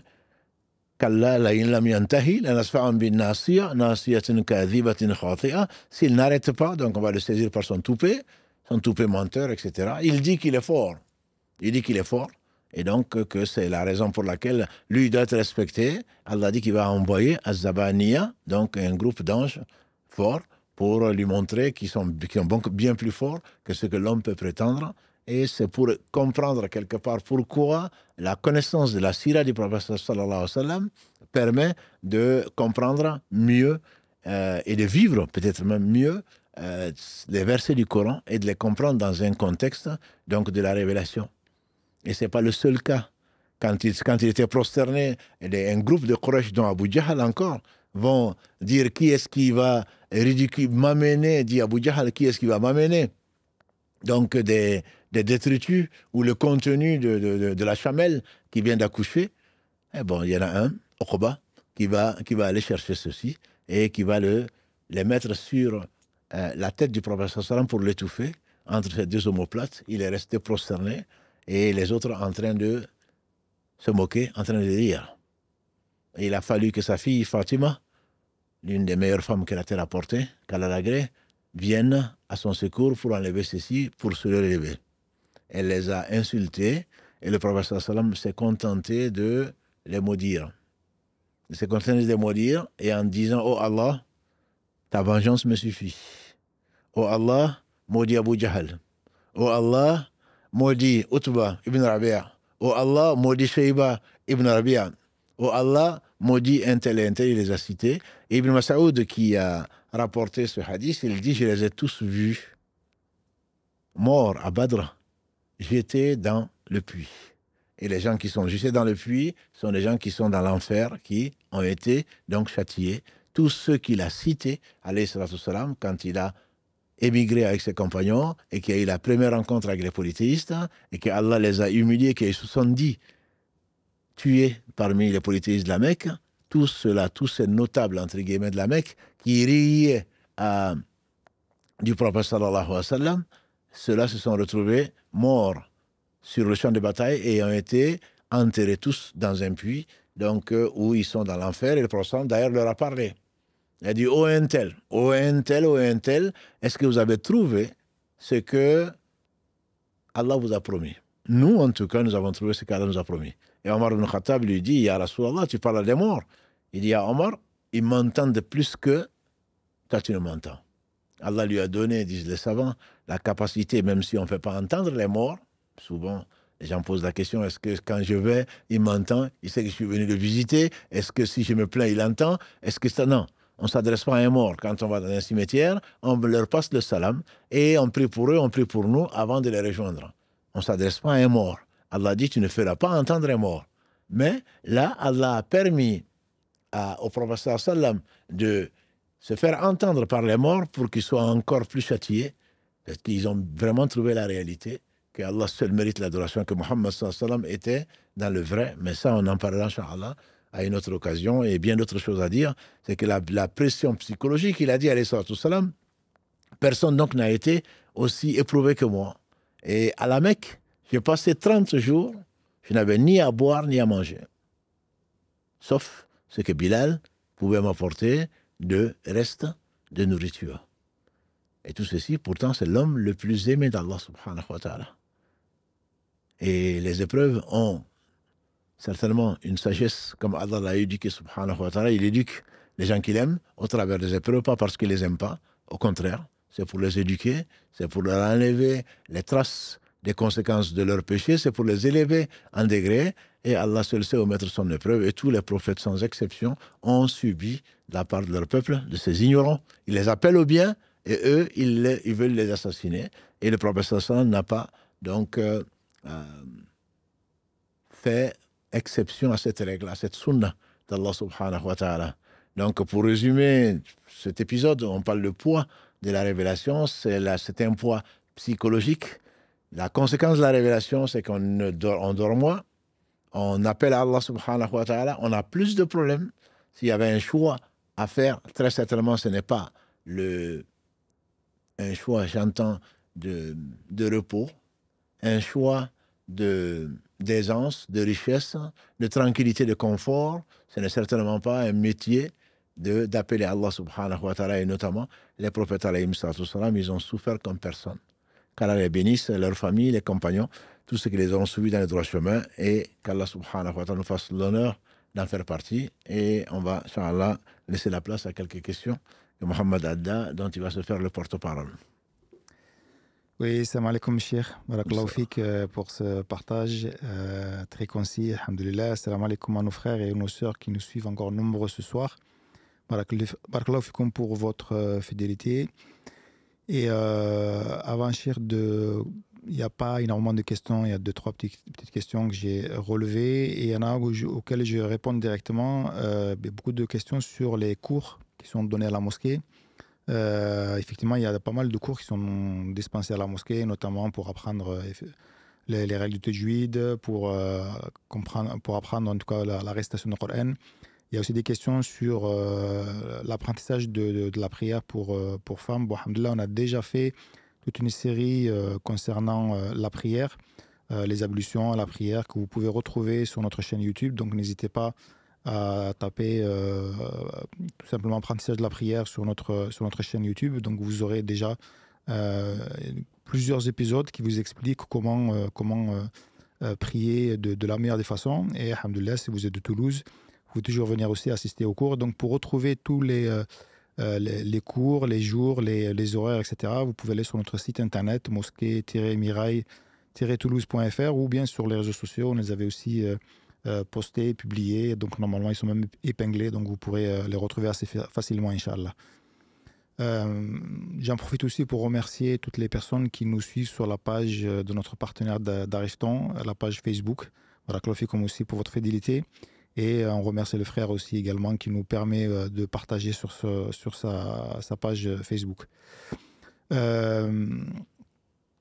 J'avais, il y a quelques questions, notamment la dernière que j'ai relevée. Il y a alors je ne sais pas si c'est un frère ou une sœur qui pose la question, est-ce qu'on a le droit de dire Sidna, quand on parle de Fatou al-Salem, Sidna Mohamed, d'après lui, certains savants le déconseillent. Disons que ça ne date pas de nous. On a appris de nos parents sans vraiment rechercher la base de la science. Donc on a répété, comme le Quraysh ou d'autres, parfois on dit même des bêtises. Comme je dis souvent, on jure par Allah et son messager. C'est devenu une monnaie courante. Et ce sont des choses à ne pas faire, même si on le répète, on le dit à nos frères et nos sœurs, on ne doit pas dire « je jure par Allah et son messager ». C'est formellement interdit, le prophète lui-même l'a interdit. Donc on entend beaucoup de choses comme ça, on le fait, et surtout, et malheureusement, par l'orgueil de refuser la vérité. Je ne savais pas, alhamdulillah, ça c'est bon signe. Mais non, mais pourquoi? Vous interdisez tout, vous. Ça, c'est de l'orgueil. Et l'orgueil, comme l'a dit le prophète sallam, celui qui a tant soit peu d'orgueil dans le cœur ne rentre pas au paradis. Donc, c'est la vérité qu'il faut suivre.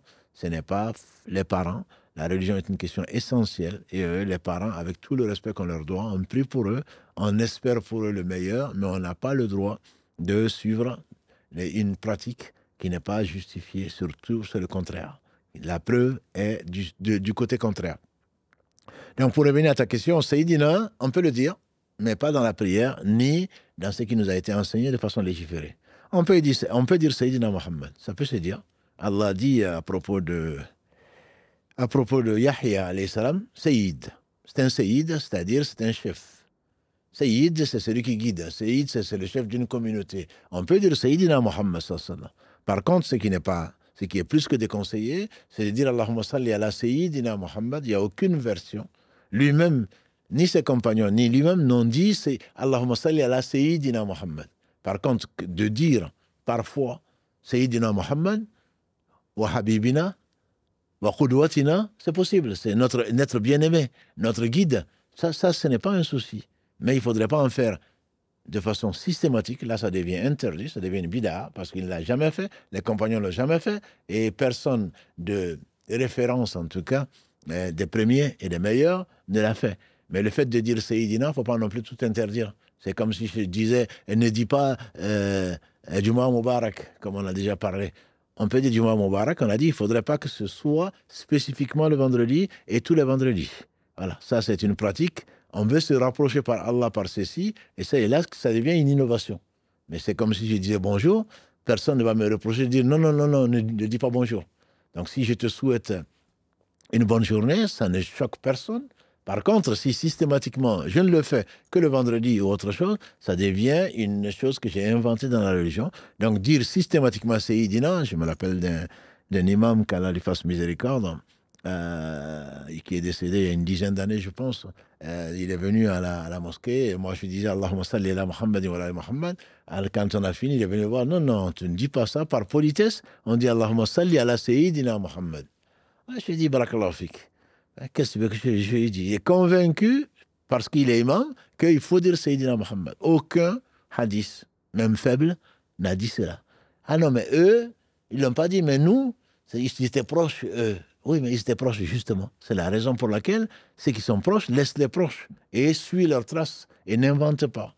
Voilà. Donc, la satisfaction d'Allah subhanahu wa ta'ala passe par ce qu'il a aimé et qu'il a envoyé. C'est Mohammed sallallahu alayhi wa sallam et les prophètes. Ensuite, les gens qui les ont secourus, qui les ont accompagnés. Et donc, on n'a pas à dire Sayyidina Muhammad systématiquement. Mais le fait de le dire ne fait pas sortir l'islam, ni on ne peut pas dire que ce n'est pas légiféré, puisque Allah utilise le mot Sayyid pour un prophète, Yahya en particulier.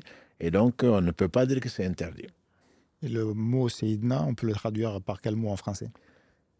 Le Sayyid, comme j'ai dit, Sayyid, c'est le chef. Notre chef Mohammed, ça peut se dire. Par contre, il y a quelques excités qui, dans un livre de Tajwid, où c'est traduit notre maître Mohammed. Sayyid, c'est celui qui est devant, c'est un genre de guide. Mais ce n'est pas quelqu'un qui est adoré. Quand on dit notre maître, j'ai vu des jeunes venir me voir en disant ah, ça c'est du polythéisme, ça. Il a dit que c'est notre maître. Parce qu'il ne comprend même pas arabe. Il ne sait pas ce que ça veut dire Sayyid. Notre maître, bien sûr, Allah est notre maître. Allah est notre Seigneur. Ou qui a été mal traduit en disant notre Seigneur Mohammed. Ça, on peut l'entendre, on peut le lire. Mais en arabe, ça n'a jamais vouloir dire un seigneur, sinon le seigneur de la tribu. Sinon, comme on dit par exemple, Rabbul Bayt. Rabbul Bayt, c'est le seigneur de la maison. C'est celui à qui appartient la maison, le maître de la maison. Mais ça n'a jamais été une association. En langue arabe, on sait très bien ce que ça veut dire. Sayyid quelque chose, ou Rabb quelque chose, c'est le possesseur, le maître d'une chose. Mais quand on dit Sayyidina Muhammad, ça n'a jamais été dans le sens de c'est notre Seigneur, ou par lui on passe, etc. C'est lui-même qui dit, n'exagérez pas comme d'autres ont fait avec Jésus, dites que je suis esclave ou serviteur d'Allah et son messager. Donc serviteur parce que j'ai un maître qui est Allah subhanahu wa ta'ala, le maître de toutes choses, mais néanmoins, je suis son messager et j'ai transmis son message. Donc, idéalement, c'est pour cela que dans les différentes façons de tashahhud en particulier, on dit « Ashhadu an la ilaha illallah, ashhadu anna Muhammadan abduhu wa rasuluh ». C'est la meilleure formule, c'est son serviteur, puisqu'il est lui aussi un esclave, et il a choisi, sallallahu alayhi wa sallam, de la servitude. On lui a donné la possibilité, Allah lui a offert la possibilité d'être un prophète roi ou un prophète serviteur. Il dit, j'ai préféré d'être un prophète serviteur. Parce que la servitude vis-à-vis d'Allah subhanahu wa ta'ala et vis-à-vis de rien d'autre, c'est la position la plus élevée. C'est-à-dire qu'il n'a pas de volonté propre. Et tout ce qu'Allah aime, c'est ce qu'il aime automatiquement. Tout ce qu'Allah veut, c'est ce qu'il veut, etc., etc. Donc la servitude, c'est un honneur plutôt. La preuve, c'est qu'Allah dit, entre autres pour l'honorer, Subhanalladhi asara bi abdihi. Quand Allah aime quelqu'un, il l'appelle abd. Et il dit, donc, dans le premier verset de la Surah 17, dans la Surah 18, le premier verset, Alhamdulillahi ladhi anzala ala abdihi. Donc, lui, il est fier d'être serviteur d'Allah. Alhamdulillah, les louanges appartiennent à celui qui a révélé sur son serviteur. Jésus, c'est Abdullah. Donc, les prophètes sont des ibad d'Allah. Nous sommes tous des ibad d'Allah. Et c'est un honneur, plutôt que Allah t'appelle wa ibadur rahman, dans la sourate 25, Al-Furqan, Allah dit pour l'honorer, wa ibadur rahman. Voilà les serviteurs du miséricordieux. Et donc, si tu n'en fais pas partie, tu es le serviteur, certainement de tes passions, serviteur donc de Shaitan. Donc, être serviteur, c'est un honneur. Sayyid, c'est notre chef. Notre chef qui ne se réclame pas de la Ummah de Muhammad sallallahu alayhi wa sallam. Dire qu'il est chef ne veut pas dire que c'est lui qui est adoré ou quoi que ce soit. Donc, il faudrait effectivement être vigilant. Mais celui qui ne considère pas Muhammad sallallahu alayhi wa sallam comme un messager, comme un guide, c'est Allah qui nous dit لقد كان لكم في رسول الله أسوة حسنة. Allah dit dans la sourate 33, vous avez dans le messager d'Allah un très bon exemple. Un exemple, un guide, comme Ibrahim l'a été. Donc, il ne faut pas non plus tomber dans des exagérations, dans des extrêmes, en disant Sayyid, on ne l'adore pas du tout. Pas du tout. Allah nous a permis de le faire. Et simplement, il faut savoir qu'il est un serviteur, le meilleur serviteur d'Allah subhanahu wa ta'ala parmi les hommes, et donc le considérer comme tel, et pas comme autre que ça. Barakallah fik, Cheikh, pour la précision. Et alhamdoulilah, je me fais aussi le porte-parole des auditeurs qui te remercie pour la précision, que beaucoup ne savaient pas forcément cette différence-là, en fait. Donc, il te remercie pour ça. Moi, je voudrais revenir sur un passage que tu as dit tout à l'heure dans la première partie, quand le prophète sallallahu alayhi wa sallam a commencé à transmettre le message. Donc, il a subi tout un tas d'attaques, des agressions. Tu as parlé du mot agression. Nous qui nous plaignons aujourd'hui, très certainement aussi peut-être à juste titre, par rapport à ce que vivent aujourd'hui les musulmans, est-ce qu'on peut dire que c'était comparable à cette époque-là, en termes d'agression, en termes d'attaques? Et quel enseignement, nous, on peut en tirer de ce qu'a subi le prophète sallallahu alayhi wa sallam et surtout de la réaction qu'il a pu avoir avec ses ennemis de l'époque? Barakallah fik, c'est une très bonne question. Je pense que c'était ce que je voulais développer. Allah a voulu que tu poses la question, parce que je n'ai pas eu l'occasion de le dire. C'est ce que nous subissons n'est rien par rapport à ce qu'ils ont subi. On verra peut-être la semaine prochaine, Inch'Allah. Al-Khabbab ibn Arat est venu trouver le prophète sallallahu alayhi wa sallam. C'était quelqu'un qui a été mis en servage ou en servitude et qui a été particulièrement éprouvé, torturé. Il est venu trouver le prophète sallallahu alayhi wa sallam en train de s'adosser à la Kaaba. Il a dit Ya Rasulallah, est-ce que tu ne fais pas des invocations? Tu ne vois pas ce qui nous arrive, etc. Et il s'est redressé alayhi salatu wassalam de façon longanime et de façon magnifique. Il dit avant vous, il y avait les gens qui, parce qu'ils ont dit Allah seul mérite l'adoration, on les coupait en deux. Et on les attachait les deux pieds de part et d'autre à des animaux qu'on chassait dans un sens inverse pour les déchirer en deux. Ou alors on les amenait avec un peigne en fer et on enlevait la cervelle. Et tout ceci ne les faisait pas revenir de leur religion. Mais vous êtes un peuple qui est impatient. Wallahi, dit-il, cette affaire va se régler, et ça s'est réglé. Cette affaire va aboutir jusqu'à ce que le berger quittant Hadr al-Maut, quittant Sana'a au Yémen, jusqu'à Hadr al-Maut, qui est un nom d'un désert arabique, il ne craindra que Allah et le loup pour son troupeau. Mais vous êtes un peuple qui est impatient. Donc, ce n'est rien, ce que nous subissons. Nous subissons vraiment pas grand-chose. Et on le verra, Inch'Allah, pour ceux qui ont choisi de cette religion. Et parmi les compagnons du prophète sallallahu alayhi wa sallam, je pense à la famille de Yasser, entre autres, même si Ammar, Allah a révélé ce qu'il a révélé à son propos, il est permis de, sous la contrainte, et on l'a obligé, Ammar, il a vu son père mort, il a vu sa mère Soumeya, la première martyre de l'islam, assassinée sous ses yeux. Quand on lui a dit, toi, insulte Mohammed, il n'a pas voulu, et ils ont insisté, sinon ils allaient le tuer, il l'a fait. Ensuite, il a été s'excuser auprès du prophète sallam en disant, vraiment, je ne le pensais pas. Des gens comme nous, ah, ça y est, Ammar est sorti de l'islam. Ils ont été voir le prophète sallam. Et le prophète sallam, sallallahu alayhi wa sallam, voilà une belle attitude, comme toutes ces attitudes dictées par l'éducation divine. Il n'a pas dit, ah bon, tu as fait ça, tu es sorti de l'islam. Il a dit, Ammar, est-ce que quand tu as dit ça, est-ce que la foi avait quitté ton cœur, est-ce que tu l'avais dit vraiment parce que tu le pensais? Il dit, ya Rasulallah, j'ai vu mon père mourir, j'ai vu ma mère assassinée sous mes yeux. Et donc c'est pour cela que c'est par peur de la mort que j'ai dit se prononcer. Et le prophète, qu'est-ce qu'il dit? Il dit, si la prochaine fois on te contraint à faire, dis la même chose. Voilà. Donc voilà l'exemple. Au lieu de juger les gens sur une parole sortie de son contexte, au lieu de leur demander qu'ils se défendent ou donnent les arguments, on se précipite sur les réseaux sociaux, on se précipite sur je ne sais quoi d'autre, comme si on n'aimait que répandre les mauvaises nouvelles, comme Allah le condamne dans la sourate Nour, quand on parle de la calomnie de notre mère Aïcha. Ah oui, ah bon, voilà. On dirait qu'on attend que ça pour calomnier les gens, alors qu'Allah seul sait dans quel état il est. Mais bien entendu, il y a des gens, alhamdulillah, comme Ashab al-Ukhdud dans la sourate 85, les constellations Ukhdud, et d'autres qui ont préféré la mort plutôt que de renoncer à la foi. Ça, c'est un degré supérieur. C'est un degré supérieur, et je pense notamment à un compagnon du prophète sallam qui s'appelle Habib ibn Zayd al-Ansari. Il a été pris par Musaylim al-Kadhab, qui est donc une autre partie, Inch'Allah, la fin de notre récit sur la vie du prophète sallallahu alayhi wa sallam. Musaylim al-Kadhab, c'est contre lui que les musulmans se sont battus. Il y a eu 3000 morts, qui s'est prétendu prophète à la mort du prophète sallallahu alayhi wa sallam. Et il a été pris. Et Musaylim al-Kadhab lui dit, il a testé que Mohammed est le messager d'Allah. Il dit, et moi? Il dit, tu ne l'es pas. Il a torturé, il a coupé en petits morceaux. Et il n'a jamais voulu dire que Musaylim était un messager parce que c'était menteur.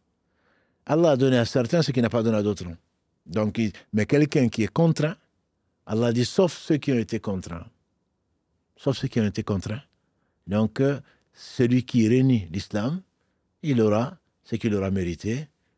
Donc, c'est Allah subhanahu wa ta'ala, sauf celui qui a été contraint. Et Allah seul sait qui a été contraint et qui ne l'est pas. Voilà. Donc, on sait que beaucoup de gens jugent. Et ce que nous arrive aujourd'hui, ce qui arrive aux gens d'avant nous, ce qui arrivera aux gens d'après, c'est le destin. Et c'est un choix. Allah a créé la mort et la vie pour nous mettre à l'épreuve. Donc, pour dévoiler le fond, le secret des uns et des autres. On prétend tous. Allah l'a dit dans la sourate 29, Al-Ankabut, verset 2.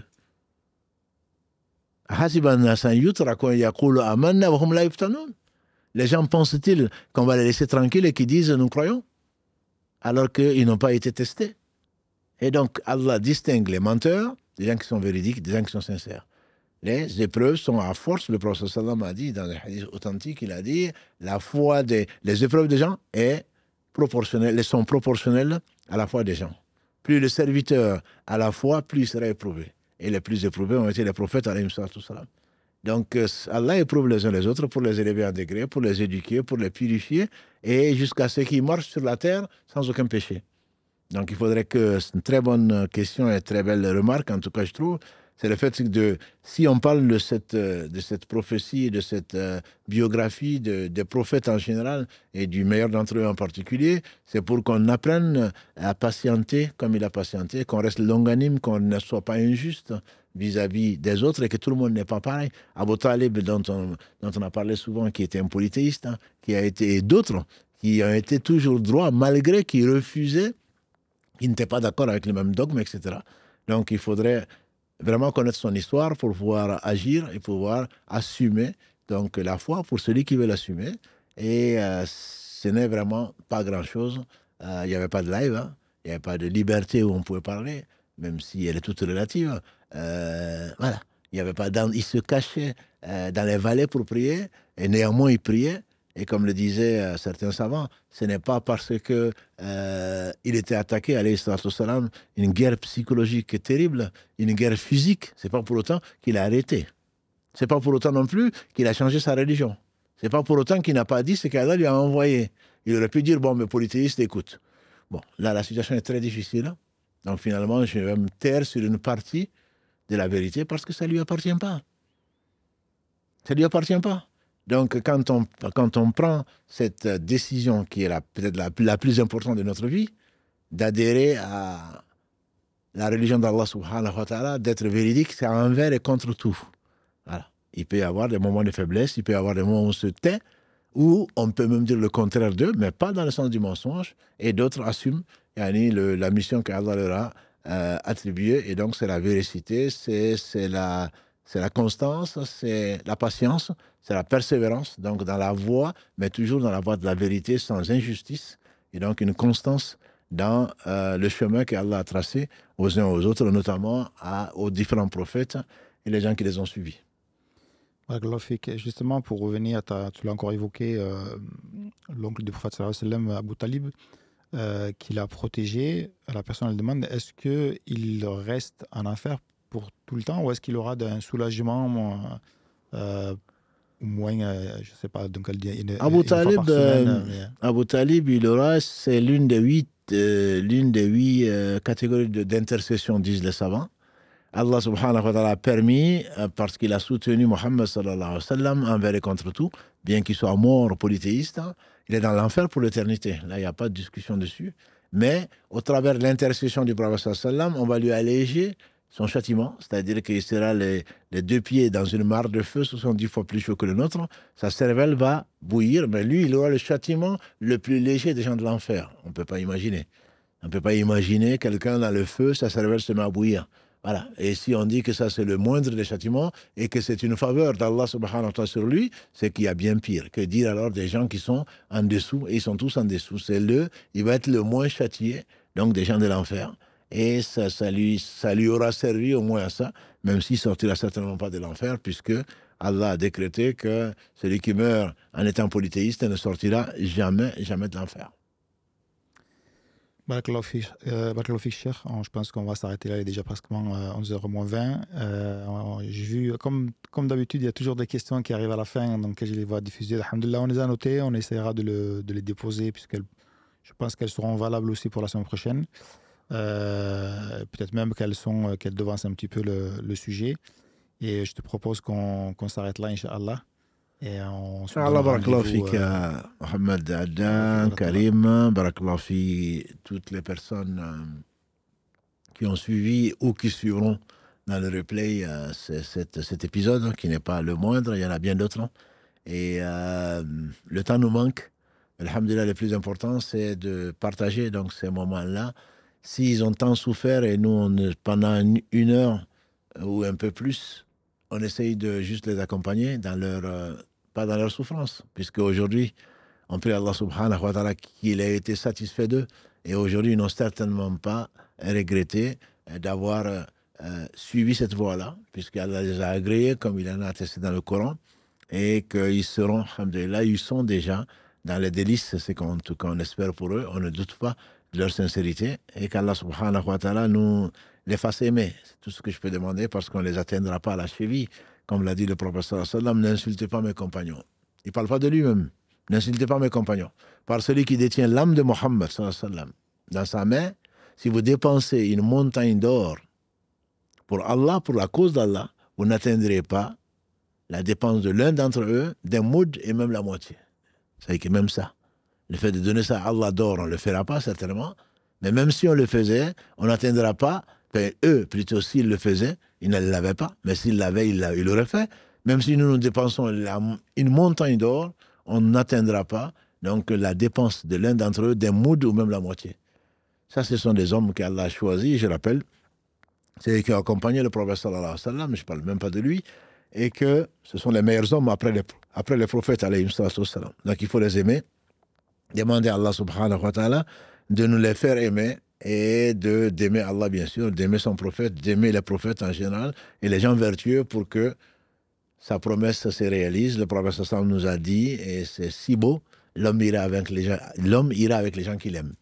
Donc qu'Allah vous aime, mes frères et mes sœurs, et qu'Allah nous fasse aimer les gens qu'il aime, et que Allah nous fasse aimer les œuvres, parce que ce sont les œuvres qui vont amener à l'amour d'Allah subhanahu wa ta'ala, comme on en a parlé et comme on en parle, notamment le mercredi, c'est le fait de faire ce qu'il a rendu obligatoire pour notre bien, de s'éloigner de ce qu'il a interdit pour notre bien et de ne pas cesser, tels les anges, ça c'est notre dernier épisode du mercredi, de la vivification de la foi, tels les anges, penser au maximum et s'imposer ce qu'Allah ne nous a pas imposé pour nous rapprocher de lui, subhanahu wa ta'ala. Barakallahu fik, donc, fikouma, Mohammed et Karim, et toutes nos sœurs et tous nos frères, donc, qui nous font confiance et qui suivent donc ces émissions-là, qu'Allah vous le compte au jour du jugement dernier, que cela revienne en témoignant pour nous et non contre nous. Et qu'Allah donc nous apaise et qu'Allah nous accompagne et qu'Allah soit notre secours, puisqu'on en a besoin. Il est le seul secoureur, subhanahu wa ta'ala. اللهم صل وسلم وبارك على نبينا محمد وعلى آله وصحبه أجمعين سبحانك اللهم وبحمدك أشهد أن لا إله إلا أنت أستغفرك وأتوب إليك سبحان ربك رب العزة عما يصفون والسلام على المرسلين والحمد لله رب العالمين والسلام عليكم ورحمة الله وبركاته.